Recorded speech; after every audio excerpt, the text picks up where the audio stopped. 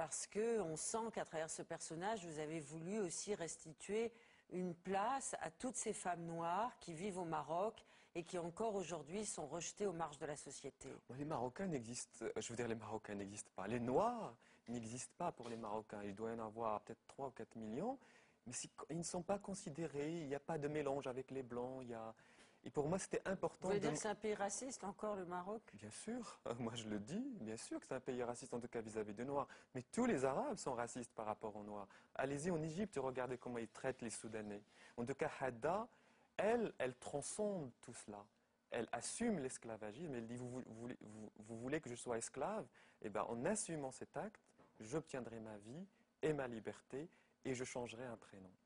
Quelques mètres plus loin, nous rencontrons Julio qui vient de Guinée-Bissau. Bon, ici c'est notre cantonnement. Il tient à nous présenter Keba, son ami, son frère, dit-il. Il travaillait sur un chantier à Zouara.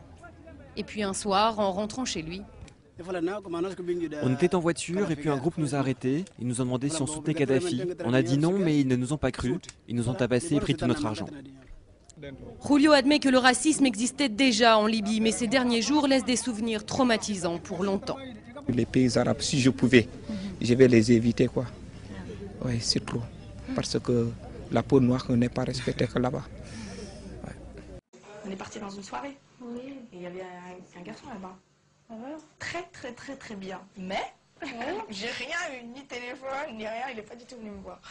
Et hier, on devait assister à une soirée où je devais le revoir et finalement, ça s'est annulé. Et là, je viens d'avoir le numéro de téléphone. Nadia, elle vient de le récupérer. Quelle origine? En fait, je t'explique. Ce qui m'intéresse, je t'explique. Oui. Il est français, alors, mais son grand frère, il s'est converti à l'islam. Son grand frère, ouais. C'est pas lui? Il s'est marié avec une Marocaine, il s'est converti. C'est pas lui? Oui, mais bon. C'est déjà bien. Mais non, on verra. Ça. Pourquoi? Mais non. On verra, je sais pas. Je sais pas, on verra. Oh non, mais non, mais c'est bon. On va voir. En tous les cas, j'ai réussi à voir. Pourquoi? T'es pas d'accord? Français? Ouais. Non. Pourquoi? Je te remets à vie. T'es sérieuse? Ça va, alhamdoulilah. Je suis pas encore mariée, bah, j'ai pas trouvé.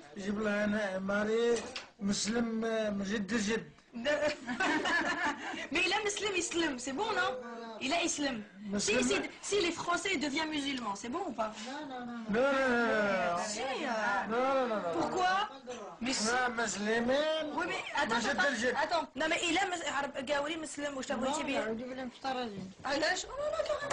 C'est haram ce que tu dis. C'est pas bien, c'est interdit par l'islam ce que tu dis.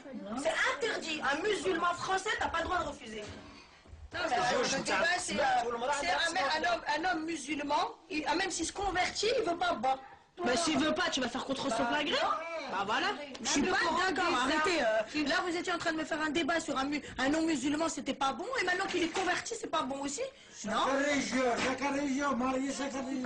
t'en penses, t'es converti? Bah, je lui ai parlé. Elle m'a dit converti, c'est bon. C'est bon, d'accord.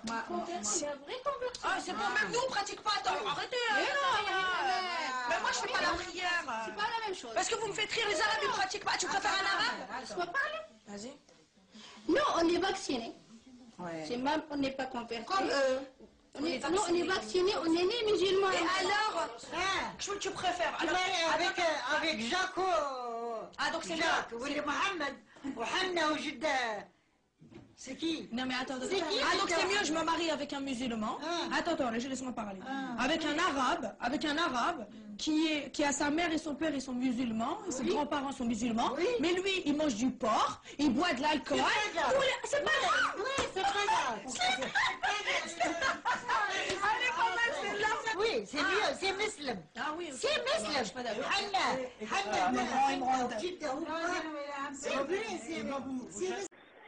Pose-moi des questions, je vais te répondre. Vas-y, ne ris pas, pose-moi des questions. Est-ce que tu connais ma copine? Non, c'est pas des questions comme ça. Je connais pas tes copines, je te connais même pas toi. Ah bah voilà, donc... Pose-moi des questions que tu veux. Hein? C'est moi qui ai dit on s'en fout de blanc. Ah, c'est toi qui as dit ça? Ah! Redis là encore.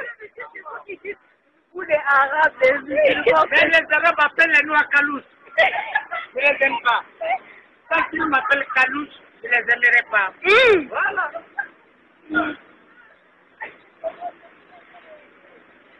Pourquoi vous dites ça? Parce que les Arabes appellent les Noirs Kalouches. Voilà. Et c'est pas bon. C'est méchant, le mot Kalouche, c'est méchant. Si tu as une copine arabe, demande à arabe. Ça, c'est pas de parler, c'est pas de parler. Mais est-ce que je peux parler? Je ne parlerai jamais. Non, non, je ne veux pas te parler pardon. Comme tu es arabe, je ne veux pas te parler pardonne-moi. Pardon. Ah bah je suis arabe alors. Je ne veux pas te parler. Je parle à des noirs, les noirs. S'il te plaît, je parle au noir. Non, je m'en fous, mais je parle au noir. Je ne veux pas te parler. Ah. اللهم يتم اطفالهم اللهم شتت على نسائهم ويتم اطفالهم اللهم انصر الاسلام في كل مكان اللهم انصر اخواننا المستضعفين في فلسطين اللهم انصر اخواننا المستضعفين في فلسطين الله اكبر الله اكبر الله اكبر الله اكبر لا اله الا الله لا اله الا الله والسيون عدو الله والسيون عدو الله لا اله الا الله لا اله الا الله والشهيد حبيب الله والشهيد حبيب الله. Un jour, je reçois dans mon mail, dans un mail, un espèce de groupuscule intégriste minable qui me traitait de sioniste, je ne sais pas quoi, parce que j'avais dit en parlant des juifs, en disant que les juifs étaient des gens, qu'on avait besoin de minorités dans nos pays.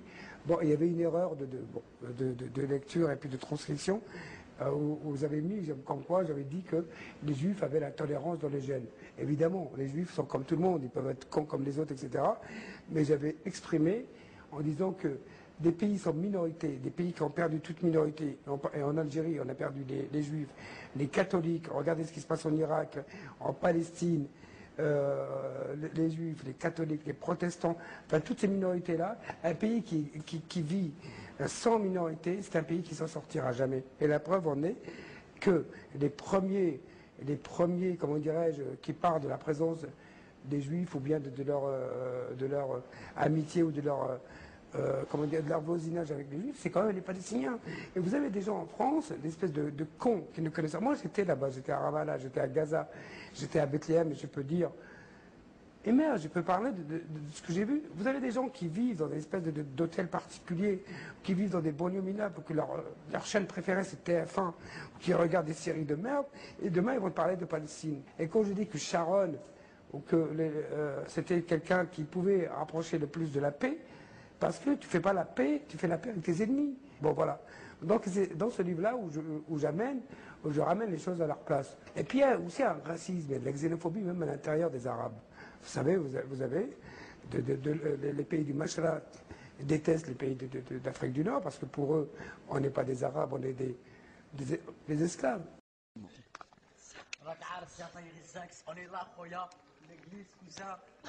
Il y a des chrétiens, Khoya, dedans, à l'intérieur. On est là, Jazairi Zanks, on est là, toujours au paix, toujours official. Ya Rak'arf, cousin, chaud l'église. Fume l'église, chaud comment elle est grande. Ça me paraît que l'église, nous. Chaud. Eh oui, Khoya. Wallah. Non, regarde, chaud. On s'en bat les couilles de l'église, on s'en bat les couilles. C'est Nawel, qu'est-ce que tu fais là? Chaud, cousin, ayat le corset, cousin, musulman, Khoya, Rak'arf, chaud l'église. Dedans, tout à l'heure, on est rentré dans l'église. Sans peur, Jazairi Zanks, il est rentré dans l'église. Wallah, ça fait peur, Khoya. T'as des mecs qui sont comme ça. Ah, écoute la chanson.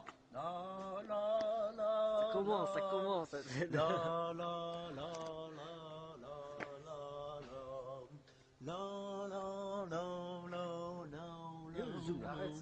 Tu le mets où là? Ça fait peur, cousin. Maman, l'église. Ah, nous sommes le 24 décembre. Nous, on est à l'église. Ah, la honte.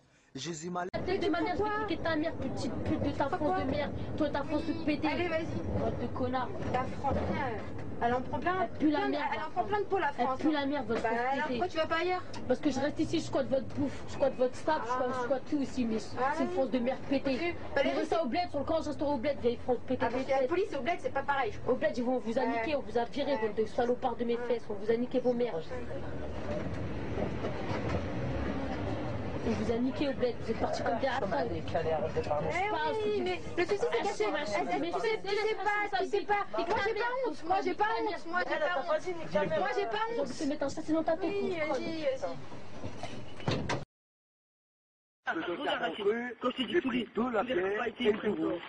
Ah, je te montre. Arrête de profiter, wesh. Non, mais c'est pas bien. Je dis, mais je à chaque fois, il boit pas. Arrête de mentir, hein, pas bien. J'ai démonté, moi. Sur un mec, j'ai démonté, moi. Je rigole même pas avec toi. Si, vas-y, courant. Non, ne parle pas. Sur un mec, j'ai démonté, moi. Écoute bien. Je bois même plus. Hey, je trouve encore avec la rapace sur le restaurant. Fallait être... Moi, j'ai peur d'être une victime d'une tournante. Mais pourquoi vous craignez ça? Je suis une prof facile, je suis une Française. J'aurais mieux aimé trouver un Gripine et avoir un grand frère. Pourquoi? J'aurais du respect. C'est le reste de la société occidentale, enfin de ce qu'on appelle nous les sous-chiens, puisqu'il faut bien leur donner un nom, les blancs. Je suis quand même inquiet de voir qu'on ne peut plus s'interroger sur l'identité sillonnée de cette majorité. J'ai toujours dit que j'étais blanc, catholique, hétérosexuel, donc répréhensible. Je n'appartiens à aucune minorité, donc je n'ai pas le droit de m'interroger sur mon identité. C'est tout à fait fascisant que de le faire. Voilà. En revanche, si vous appartenez, si vous êtes PD, si vous êtes noir, si vous êtes maghrébin, etc., vous avez parfaitement le droit de le faire. Pourquoi? Ça m'intéresse. Je ne me sens plus rien du tout parce qu'on m'interdit de me référer par exemple à mon histoire personnelle, à un héritage chrétien. Je pense que l'Europe est chrétienne, que la France est chrétienne.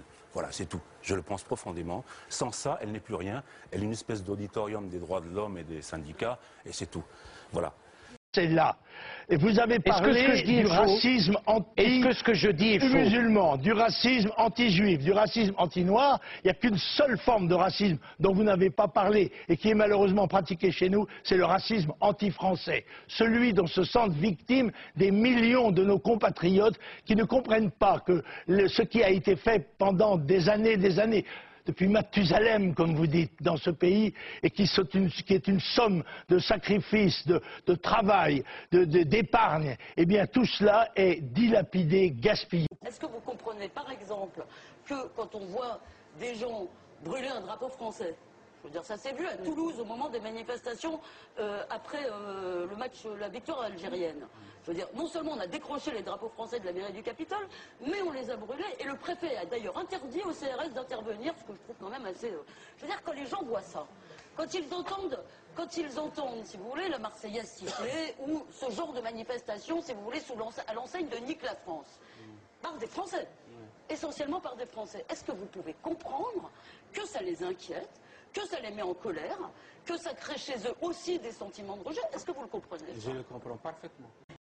Y a-t-il un sentiment anti-blanc dans ces cités? Qu'est-ce que vous en pensez, Claude Pernès? Eh bien, écoutez, vous avez qu'à regarder les rapports de police. Et je peux vous dire que les insultes racistes sont assez souvent dirigées contre eux. Et effectivement, il y a de la part de certains, je ne vais pas dire, alors pareil aussi, hein, on ne va pas non plus mettre tout le monde dans le même sac, mais celui qui aujourd'hui me dirait qu'il n'y a pas de racisme anti-blanc, eh bien serait un menteur.